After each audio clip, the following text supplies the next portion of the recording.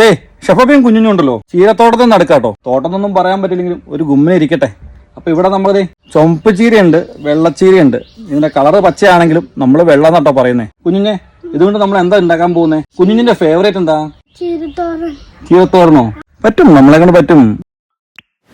കുഞ്ഞുഞ്ഞിന്റെ favourite ആയതുകൊണ്ട് തന്നെ അവൻ തന്നെ എല്ലാ ചീരയും കട്ട് ചെയ്ത് കൊട്ടയിലേക്ക് കൊണ്ടുവച്ചു. ഇനി ചീനച്ചട്ടിലേക്ക് വെളിച്ചെണ്ണ ഒഴിച്ച് ചൂടാക്കി കടുകിട്ട് പൊട്ടിച്ച് കുനാന്ന് അരിഞ്ഞെടുത്ത ചുവന്നുള്ളിയും വെളുത്തുള്ളിയും കറിവേപ്പിലയും ചതച്ചെടുത്ത വറ്റൽമുളക് ഇട്ട് വഴറ്റി കുറച്ച് മഞ്ഞപ്പൊടിയുടെ വാരിയിട്ട് മൂപ്പിച്ച് കഴുകി അരിഞ്ഞു വെച്ചാണ് ചീരയും പാകത്തിനൊപ്പും അരമുറി തേങ്ങ ഇരണ്ടിലൂടെ തട്ടി ഇളക്കി കൂന കൂട്ടി മൂടി വെച്ച് ആവി കയറ്റി 2 മിനിറ്റ് കഴിയുമ്പോൾ മൂടി തുറന്ന് ഇളക്കി വേവിച്ചു വെച്ചാൽ ചക്കക്കുരു ഇതിലേക്ക് തട്ടി നല്ല കോമ്പിനേഷനാ പഴംപൊരിയും ബീഫും പോലെ. നന്നായിട്ട് ഇളക്കി മൂടി വെച്ച് 5 മിനിറ്റ് കഴിയുമ്പോൾ മൂടി തുറന്ന് ഇളക്കി എടുത്ത് കഴിഞ്ഞിട്ടുണ്ടെങ്കിൽ ചീരത്തോരൻ റെഡി. വീടിന്റെ അടുക്കള വശത്തൊക്കെ ഇതുപോലെ 2 ജോഡി ചീര നട്ട് കഴിഞ്ഞിട്ടുണ്ടെങ്കിൽ വിഷമൊന്നും അടിക്കാത്ത നല്ല അടിപൊളി ഓർഗാനിക് ചീര കൊണ്ട് തോരൻ ഉണ്ടാക്കി കഴിക്കാം. അപ്പൊ എല്ലാവരും ട്രൈ ചെയ്ത് നോക്കണം. ഫീഡ്ബാക്ക് നമ്മൾ അറിയിക്കണേ.